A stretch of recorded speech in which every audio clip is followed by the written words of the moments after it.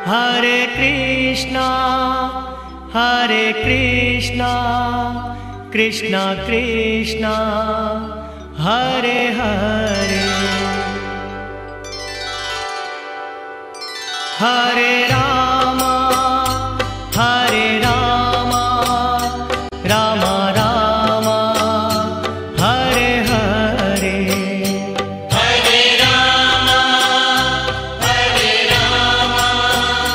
राम राम हरे हरे, हरे कृष्णा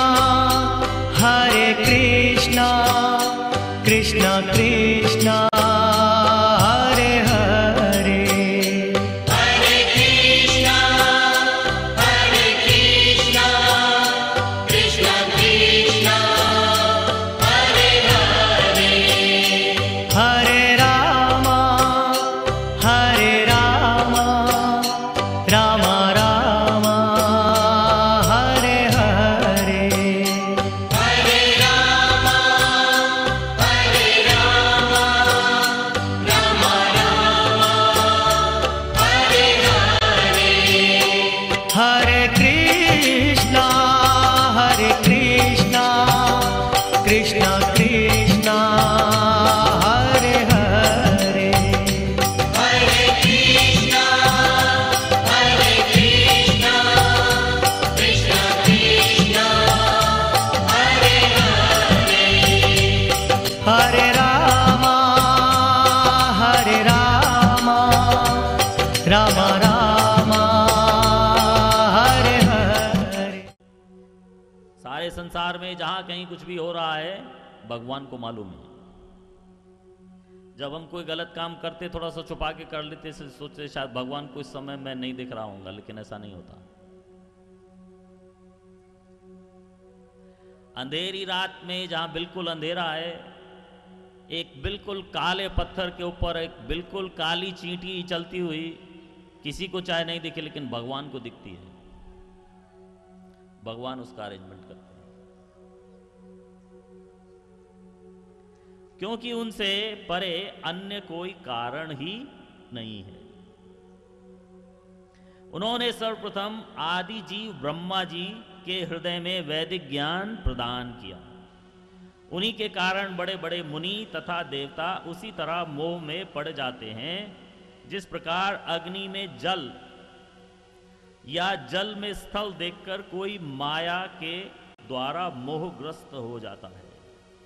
उन्हीं के कारण ये भौतिक ब्रह्मांड, जो प्रकृति के 3 गुणों की प्रतिक्रिया के कारण अस्थायी रूप से प्रकट होते हैं, वास्तविक लगते हैं, जबकि ये अवास्तविक होते हैं। अतः मैं उन भगवान श्री कृष्ण का ध्यान करता हूं जो भौतिक जगत में भ्रामक रूपों से सर्वथा युक्त अपने दिव्य धाम में निरंतर वास करते हैं। मैं उनका ध्यान करता हूं क्योंकि वे ही परम सत्य हैं।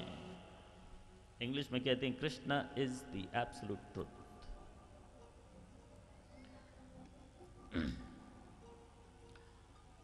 अब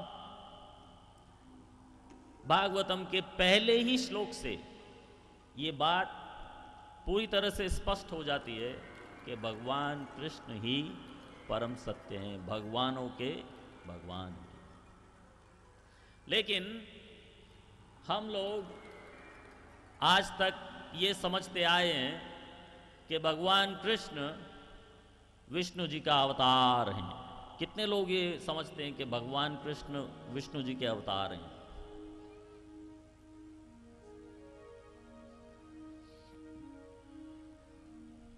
भगवान कृष्ण वास्तव में विष्णु जी के अवतार नहीं है। भगवान विष्णु कृष्ण के अवतार हैं।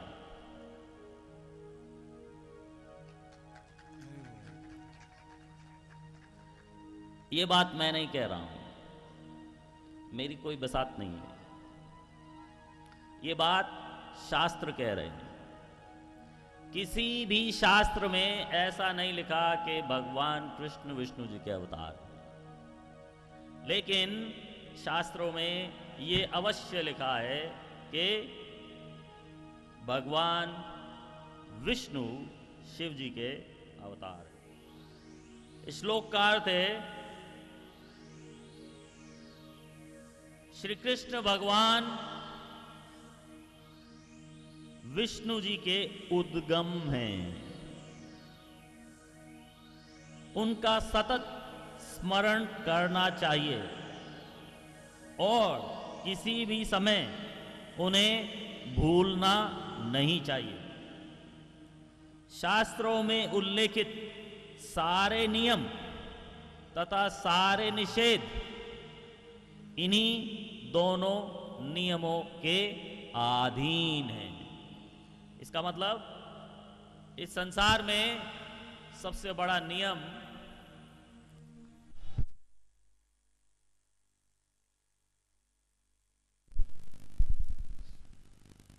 भगवान कृष्ण विष्णु जी के उद्गम है। Krishna is the origin of Vishnu ji rather than Vishnu ji और विष्णु भगवान being the origin of Krishna. कितने लोगों ने आज ये बात पहली बार सुनी है?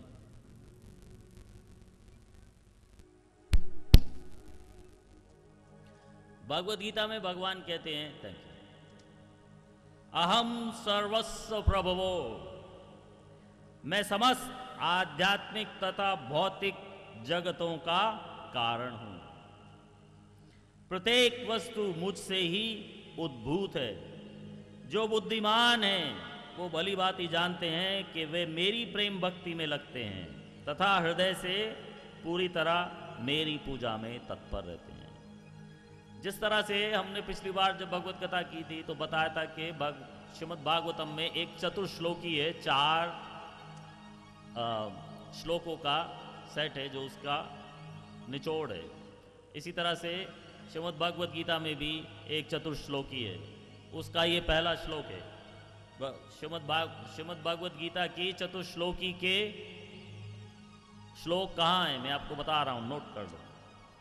श्रीमद् भागवत गीता अध्याय 10 श्लोक 8, 9, 10, 11, ये भगवान के कथन है। ये मैं अभी आपको पढ़ के सुनाऊंगा। मेरे शुद्ध भक्तों के विचार से, मेरे शुद्ध भक्तों के विचार मुझ में वास करते हैं। उनके जीवन मेरी सेवा में अर्पित रहते हैं और वे एक दूसरे को ज्ञान प्रदान करते हैं तथा मेरे विषय में बातें करते हैं। परम संतोष और आनंद का अनुभव करते हैं। जो प्रेम पूर्वक मेरी सेवा में निरंतर लगे रहते हैं, उन्हें मैं ज्ञान प्रदान करता हूं जिसके द्वारा वे मुझ तक आ सकते हैं। मैं उन पर विशेष कृपा करने के हेतु उनके हृदयों में वास करते हुए ज्ञान के प्रकाशमान दीपक के द्वारा अज्ञानंज अंधकार को दूर करता हूं।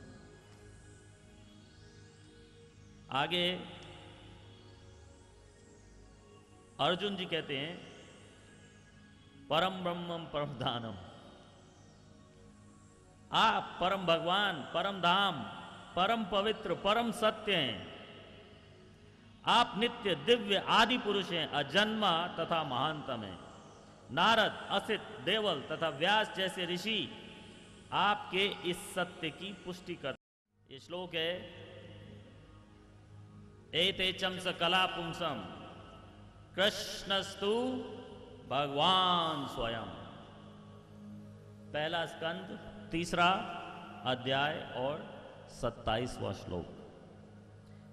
इसके अनुसार ये कथन है, उपयुक्त सारे अवतार या तो भगवान श्री कृष्ण के पूर्ण अंश या अंश के अंश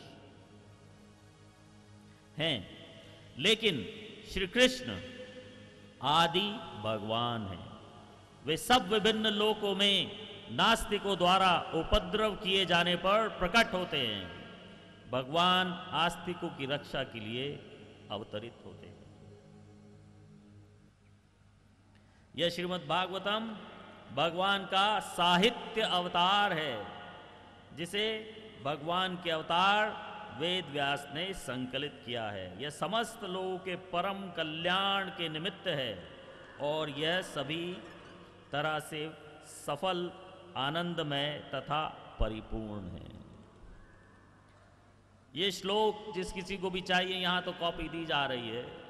अगर जो टीवी पे देखने वाले दर्शक इनके प्रति या इनकी कॉपी चाहते हैं तो मुझे ईमेल कर सकते हैं akrura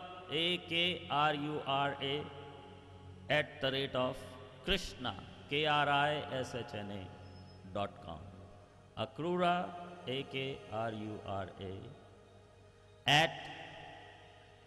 @krishna krishna.com। शास्त्रों में ऐसे बहुत सारे श्लोक हैं। ये पूरी पुस्तक उन श्लोकों से भरी हुई है जो ये साबित करते हैं कि भगवान कृष्ण परम सत्य हैं, the supreme personality of godhead. लेकिन ऐसा कोई भी शास्त्र नहीं है। किसी को पता हो तो मुझे बता देना, कल ले आना। किसी शास्त्र में अगर ऐसा लिखा हो कि वास्तव में भगवान कृष्ण विष्णु जी के अवतार हैं, ऐसा कुछ नहीं है। किसी का कोई प्रश्न है?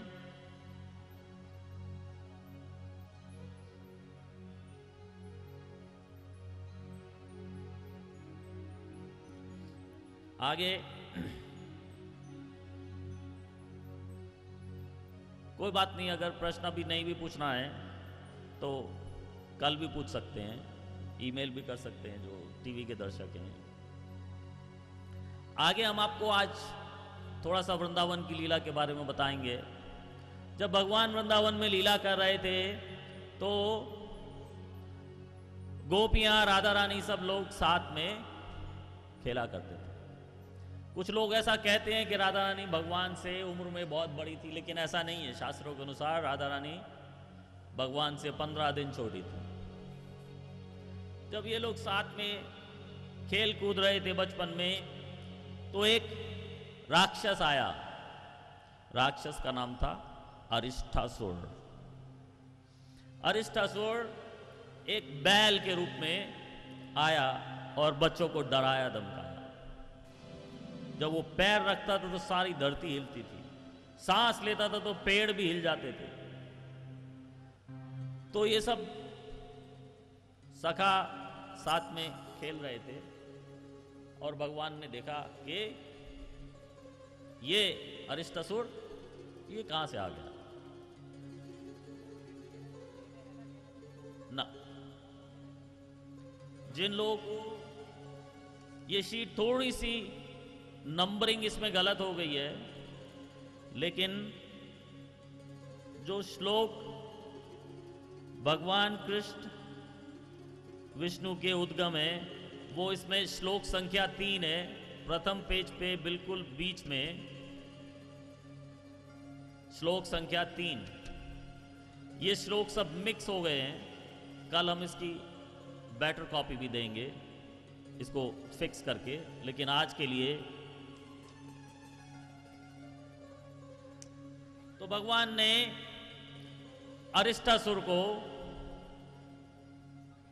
अपने 2 हाथों से उसका संहार कर दिया। तो सब लोगों को, सखाओं को, सबको बहुत खुश होना चाहिए और खुशी खुशी सब सखा भगवान को कंधे पे बैठा के खूब जोर से चिल्ला रहे थे, हाथी घोड़ा पाल की जय कन्हैया लाल की, हाथी घोड़ा पाल की जय कन्हैया लाल की। थोड़ा जोर से।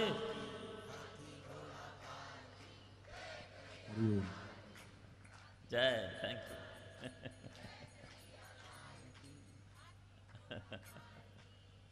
Thank you. तो सारे बाल सखा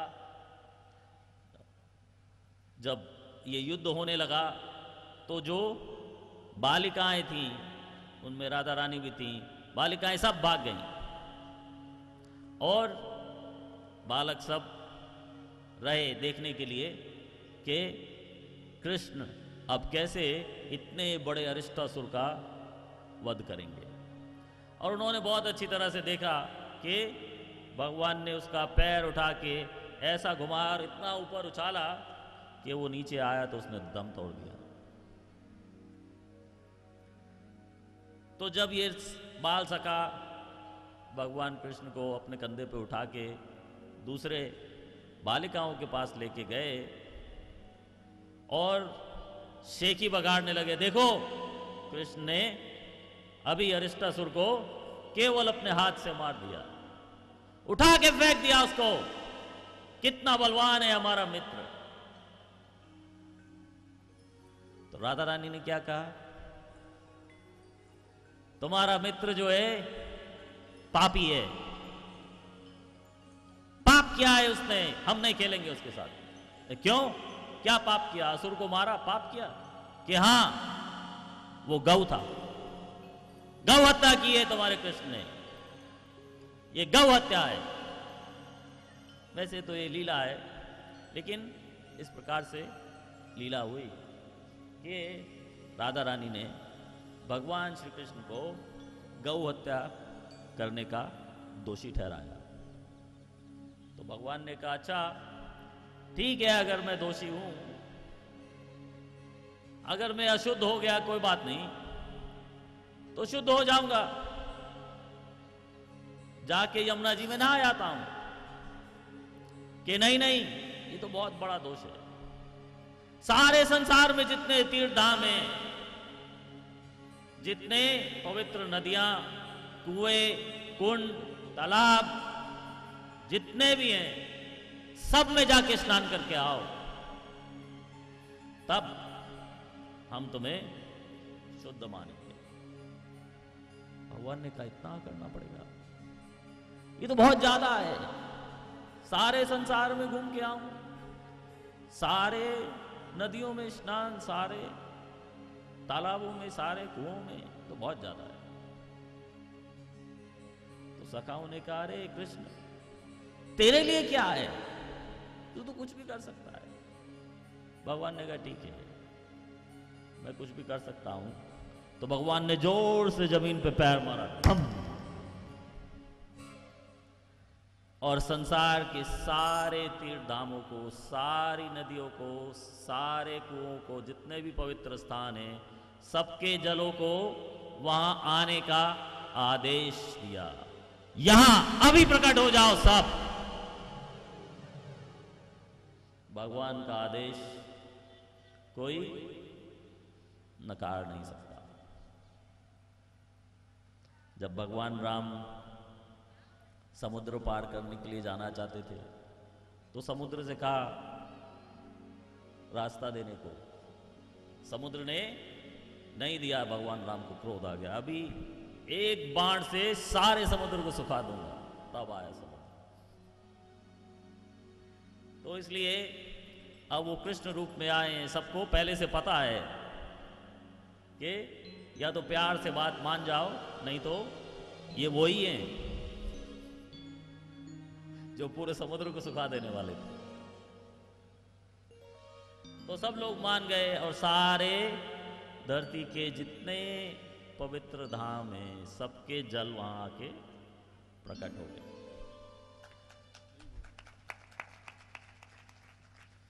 उस जगह का नाम है श्याम कुंड।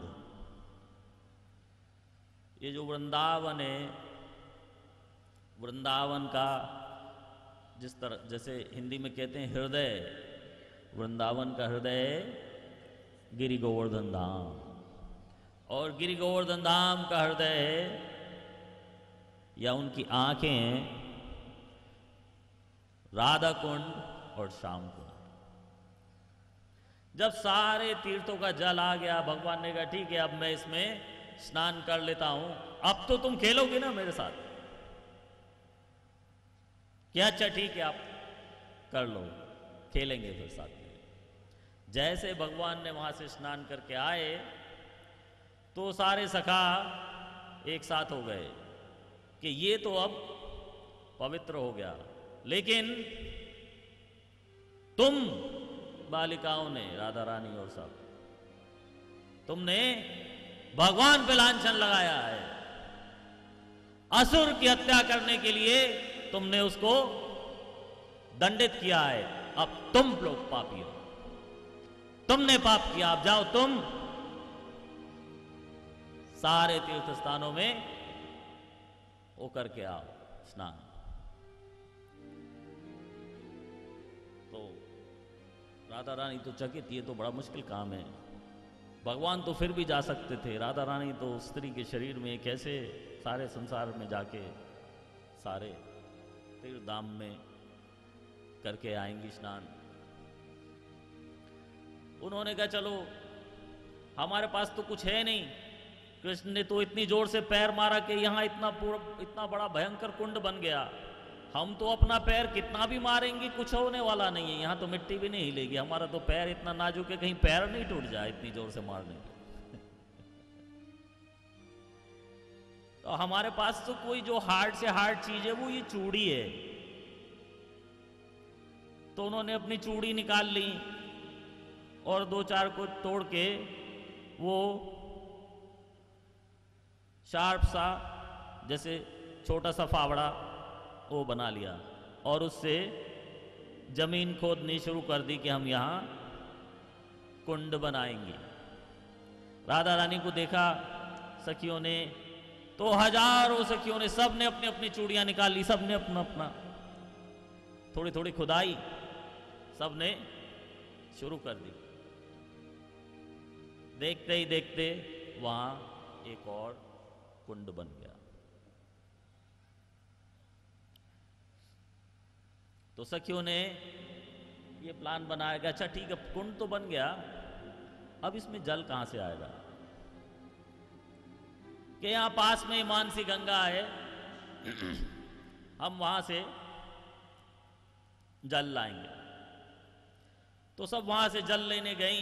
भगवान को दया आ गई कि इतना जल उठा उठा के बेचारी लाएंगी, कहीं कोई लचक आ गई, मोच आ गई, पता नहीं कितने समय, फिर इनकी मालिश करो, इनके हाथ पैर सहलाओ, इससे अच्छा है इनको रहने दो।